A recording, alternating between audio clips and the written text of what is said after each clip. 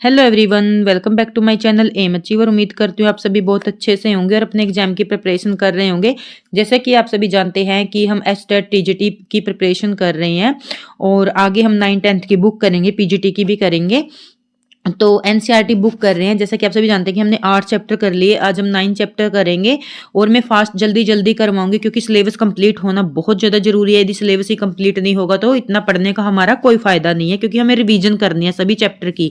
और जो पूरी बुक ये हमारी कंप्लीट हो जाएगी हिंदी की मल्हार, तो मैं इसकी एक रिवीजन क्लास लेके आऊँगी, शायद फ्राइडे को आ जाए। सारे जितने भी इसके अंदर 13 पार्ट हैं, तो 13 पाठों का एक साथ रिवीजन होगी और उस क्लास को देखकर आपको ऐसे लगेगा कि हमने पूरी जो 13 क्लास है उनको 1 डेढ़ घंटे में सभी को ऐसे पढ़ लिया। सारा का सारा जो विषय है, इस जो जो भी चैप्टर का विषय है, पंक्तियां हैं, सभी आपके सामने होंगी और 1 नंबर रिवीजन होगी। आपको ऐसे लगेगा कि मैंने पूरी बुक के सभी के क्वेश्चन आज ही पढ़ लिए। ठीक है, वो बहुत ही मोस्ट इंपॉर्टेंट क्लास होगी आपकी, वो जरूर देखना आप।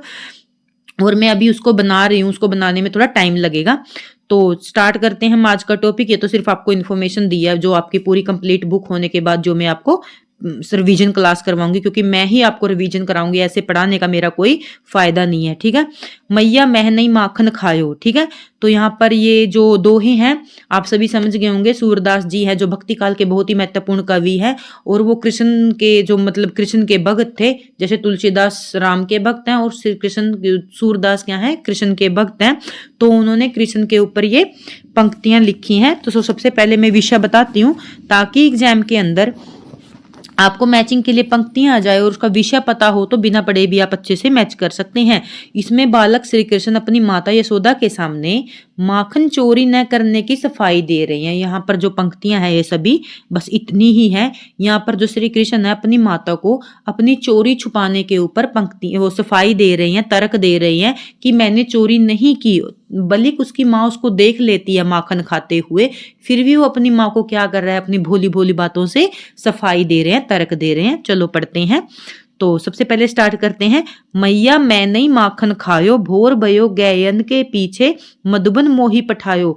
यहाँ पर कवि कह रही हैं, जो सूरदास है वो कह रही हैं अपनी पंक्तियों के द्वारा, श्री कृष्ण बता रहे अपनी माता को, हे मैया कि मैंने माखन नहीं खाया, मैंने माखन नहीं खाया। भोर भयो गयन के पीछे, भोर मतलब सुबह होते ही, गयन मतलब गाय के पीछे चले गए थे। और कहाँ चले गए थे? मधुबन मोही पठायो। वो कहता है कि मैं भटकते भटकते मधुबन, जो मधुबन है जो वृंदावन है, वहां पर यमुना नदी के तट के ऊपर एक जंगल है, उसका नाम मधुबन है। भी मैं तो मधुबन में अपनी गायों को चराने के लिए सुबह होते ही चला गया था। 4 पहर बंसी वट भटकायो, सांझ परे घर आयो। वो कहता है कि मैं तो 4 पहर से बंसी बजा रहा था। तो जैसे दिन में 8 पहर होते हैं, तो 4 पहर तो मैं बाहर ही था, मतलब पूरा दिन तो मैं बाहर ही था। सांझ परे घर आयो, मैं तो सांझ, सांझ मतलब शाम को, सांझ होने के बाद, परे मतलब होने के बाद, सांझ परे घर आयो। और मैं बालक बहियन को छाको। वो कहता है कि मैं बालक बहियन को छोटो, छींको के ही बांधी पायो। यहाँ पर देखो मोस्ट इंपोर्टेंट है ये। यहाँ पर श्री कृष्ण कह रहे हैं इन पंक्तियों में, इन दोहों में, कि मैं बालक बहियन को छोटो, बहियन होती हैं उसकी बाहें, छोटो मतलब मैं तो बालक हूँ, मेरी तो बाहें बहुत छोटी छोटी हैं।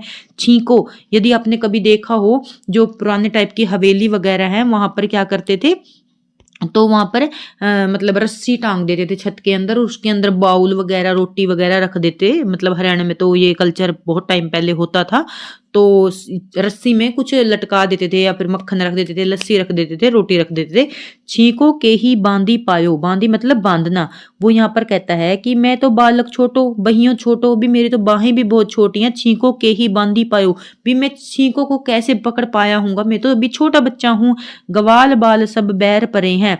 जो ये गवाल बाल जो मतलब गायें चुरा रहे हैं, बाल मतलब बच्चे, सब बैर परे हैं, ये मुझसे दुश्मनी कर रहे हैं। बरबस मुख लिपटायो, इन्होंने क्या किया, बरबस मतलब जबरदस्ती मेरा मुंह, मतलब इन्होंने लिपटायो मतलब जबरदस्ती ने मेरे मुंह पे माखन लगा दिया, ये तो मेरे दुश्मन हैं। वो अपनी माता को श्री कृष्ण यहाँ पर अपने दोस्तों पर आरोप लगा रहे हैं इस पंक्ति में। ठीक है, यहाँ पर वो अपने शरीर के बारे में बता रहे हैं। ठीक है, और यहाँ पर वो अपने दोस्तों के बारे में, यहाँ पर अपने शरीर के बारे में बता रही है, मेरी बाहें छोटी हैं। और यहाँ पर इन पंक्तियों में वो कह रहे हैं कि मेरे दोस्तों मेरे दुश्मन है, अपने दोस्तों के ऊपर आरोप लगा रहे हैं। फिर आगे अपनी माता के बारे में बात कर रहे हैं, आगे के दोहों में वो, तू माता मन की अति भोरी, भी तू तो माता मन की बहुत भोरी मतलब भोली हो, इनके कहे पतियायो, अभी आप तो इनके कहने से इनकी बातों में विश्वास कर लिया। पतितायो मतलब विश्वास करना। जिया, जिया मतलब तेरे मन में, तेरे कुछ भेद उपजी, जिया मतलब आपके मन में कुछ भेद उपज मतलब जन्म लेना, तो आपके मन में अब कुछ भेद उत्पन्न हो गया है। जानी परायो जायो, जानी मतलब तुम मुझे अब क्या करती हो, पराया समझने लग गई हो, कि माता तुम तो बहुत भोली हो जो इनके कहने पर विश्वास कर लिया।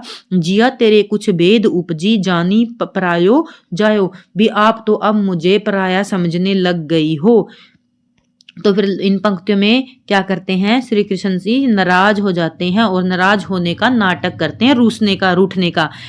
तो ये ले अपनी लकुटी, लकुटी मतलब लाठी जो गाय चराने के लिए वो लेके जाते थे। और कमरिया, कमरिया कई बार वर्ड पूछ लिया जाता क्या होता है, तो कमरिया वर्ड होता है जो कमर के ऊपर जो चादर वगैरह कंबल वगैरह बांधते हैं गवाल, उसको बोलते हैं। ये लो अपनी लुकटी कमरिया बहुत नाच नचायो, क्योंकि आपने मुझको आज बहुत परेशान कर लिया, बहुत नाच नचा लिया। वो गुस्से में क्या करते हैं, उसका कंबल और वो जो लाठी है फेंक देते हैं गुस्से में और मुंह बना के खड़े हो जाते हैं। सूरदास तब हंसी, सूरदास तब भी हंसी, जसोदा ले उरकंठ लगायो। यहाँ पर सूरदास जी कहते हैं कि जो यशोदा है वो उसकी हंसी छूट जाती है और कृष्ण को रूठे देखकर अपने कंठ लगाए वो क्या करती है, श्री कृष्ण भगवान को अपने मतलब अब क्या कंठ मतलब अपने उससे लगा लेती है, हृदय से लगा लेती है। ठीक है, तो अच्छे से आप यहाँ पर समझ गए हो कि क्या करते हैं सूरदास, सूरदास तब हंसी यशोदा।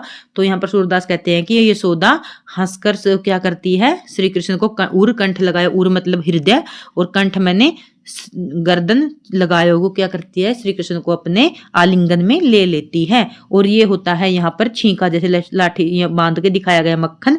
ठीक है, तो यहाँ पर श्री कृष्ण और राधा का बहुत ही सुंदर, श्री कृष्ण और यशोदा मैया का बहुत ही सुंदर मतलब वो दिखाया गया, प्रसंग दिखाया गया है दोनों के बीच का, माता और पुत्र का।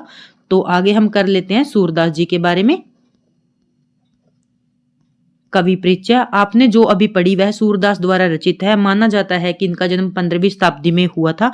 और मैंने आपको बार बार बोला है कि हर तुलसीदास, सूरदास, रस खान, जयसी या कबीरदास सबका आपको जन्म याद होना चाहिए, सिक्वेंस में लगवाते हैं।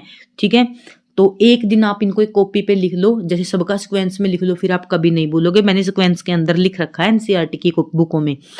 तो 15 शताब्दी में हुआ था। सूरदास ने अपना अधिकांश जीवन मथुरा, गोवर्धन सहित ब्रज के क्षेत्रों में श्री कृष्ण का गुणगान में भजन गाते हुए बिताया। समझ गए आपने, तो कहाँ कहाँ बिताया सूरदास ने अपना जीवन, मथुरा, गोवर्धन सहित ब्रज के क्षेत्रों में श्री कृष्ण का गुणगान में भजन गाते हुए बिताया। उनकी रचनाएं ब्रज भाषा में उपलब्ध है। यदि आप उनकी भाषा क्या थी, तुलसीदास की भाषा आप पढ़ाया था मैंने आपको, ब्रज भाषा और अवधी थी। और सूरदास जी की भाषा सिर्फ ब्रज भाषा थी और ये दोहों की भाषा भी ब्रज है। ये रचनाएं इतनी सुंदर है कि आज भी लोगों में बहुत प्रचलित हैं। अधिकतर कविताओं में श्री कृष्ण की बाल लीलाओं का मनोहारी वर्णन है। ये कविताएं अत्यंत लोकप्रिय और देश भर में प्रेम से गाई जाती हैं। अपनी उत्कृष्ट रचनाओं के लिए महाकवि सूरदास कहलाते हैं। इनकी मृत्यु 16वीं शताब्दी में